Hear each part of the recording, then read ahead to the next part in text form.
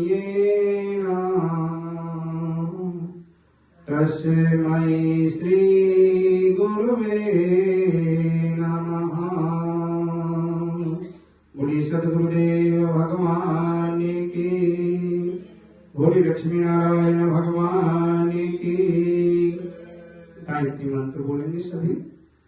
ओम भूर्भुवः स्वः तत्सवितुर्वरेण्यं भर्गो देवस्य धीमहि धियो यो नः प्रचोदयात्।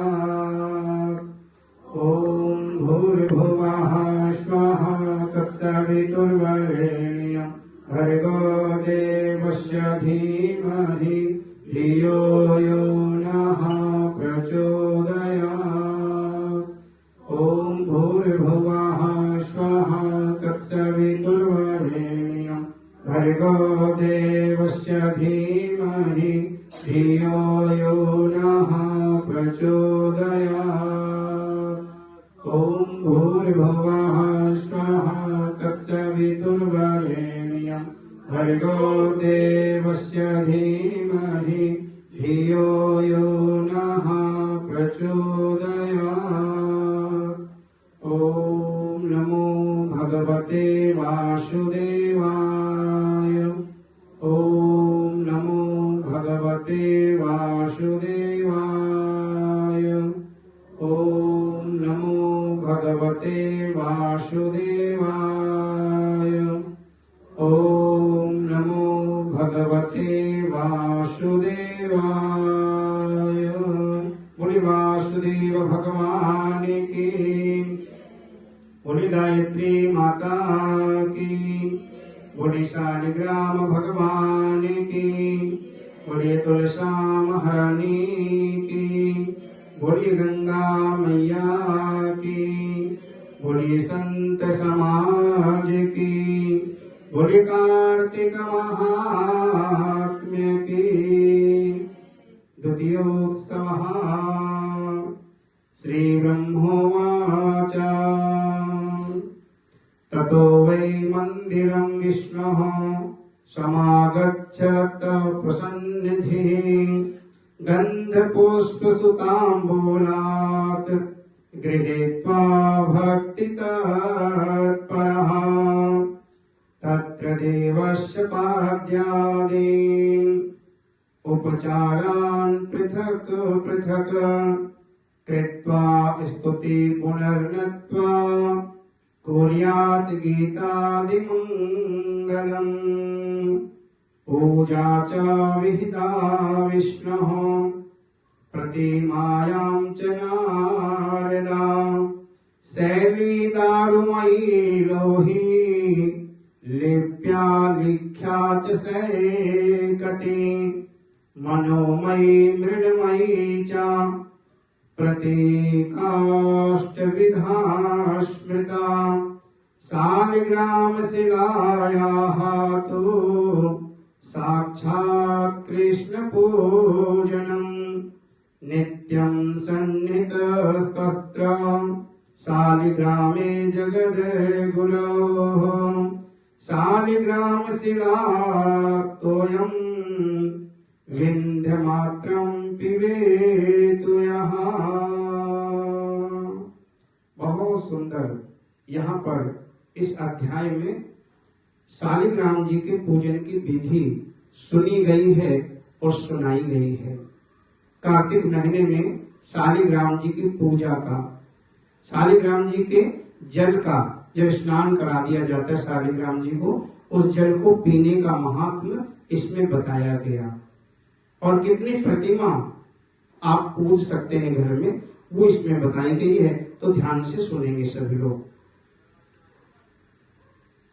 श्री ब्रह्मोवाच, ब्रह्मा जी नारद जी से बोले कि आप प्रसन्न मन होकर के, भक्ति में तत्पर होकर के चंदन, पुष्प, पान इत्यादि से भगवान जी का पूजन करें। ये सारी सामग्रियां लेकर के भगवान विष्णु जी के मंदिर में जावें।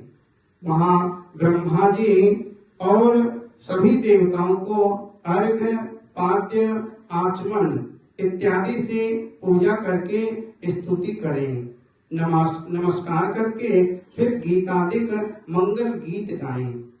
नारद जी विष्णु जी की पूजा की प्रतिमा में फिर आग्रह करने लगे, कहने लगे कि प्रभु शालिग्राम जी की या भगवान विष्णु जी की कैसी प्रतिमा की हम पूजा करें। बोले कि यहाँ पर भगवान विष्णु जी की कई प्रकार की प्रतिमा कही गई हैं, जैसे कि पत्थर की, काठ की, लोहे की, लिपी हुई, लिखी हुई, बालू की बना करके, मनोमणि यानी मन ही मन में भगवान विष्णु की प्रतिमा बनाकर उनकी पूजा कर सकते हैं, मिट्टी की बनाकर के पूजा कर सकते हैं। इस प्रकार भगवान विष्णु की विशेष 8 प्रकार की प्रतिमा कही गई है। और शालिग्राम शिला में तो साक्षात श्री कृष्ण भगवान का निवास होता है।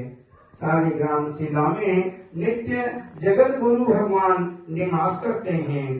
शालिग्राम का निर्माल्य एक बूंद भर भी जो कोई पीता है वह सब पापों से छूट जाता है तथा मोक्ष मार्ग में जाया करता है। और जो शालिग्राम के आगे एक समय भी श्राद्ध करते हैं उनके पितृ तृप्त हो जाते हैं।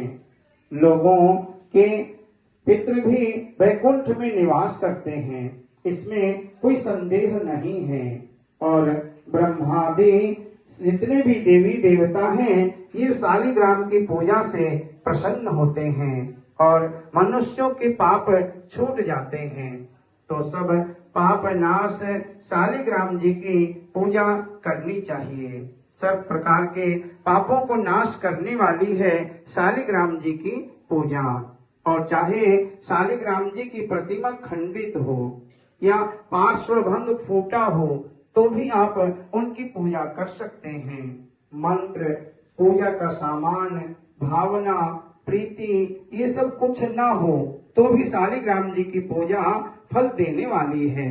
ब्रह्मचारी, गृहस्थ, वानप्रस्थ, सन्यासी इन सबको विष्णु जी का प्रसाद खाना चाहिए, उनका नैवेद्य जरूर लेना चाहिए, इसमें कोई विचार न करें। जो शालिग्राम जी की मूर्ति का दाम देता है या बेचता है वो घोर नरक में जाता है। इसीलिए शालिग्राम जी की मूर्ति बेचनी नहीं चाहिए। जो लोग बेचते हैं वो प्रलय काल तक नरक में निवास करते हैं। हे नारद, इस कारण शालिग्राम जी की मूर्ति को बेचना वर्जित कहा गया है। और शालिग्राम जी की जो मूर्तियां हैं वो विषम संख्या में पूजन करना चाहिए, जैसे कि 2 शालिग्राम जी, 4, 6, 8, 10, 12 इस तरह से सम संख्या में पूजन करें, विषम में नहीं। विषम में केवल 1 शालिग्राम की पूजा कर सकते हैं, 3, 5, 7, 9 ऐसे नहीं करनी चाहिए, केवल सम संख्या में करें। 2 गोमती चक्र और 2 सूर्य नहीं पूजने चाहिए। और चावलों से भगवान विष्णु जी का पूजन नहीं करना चाहिए। वैसे ही शंख के जल से शिव जी का पूजन नहीं करना चाहिए।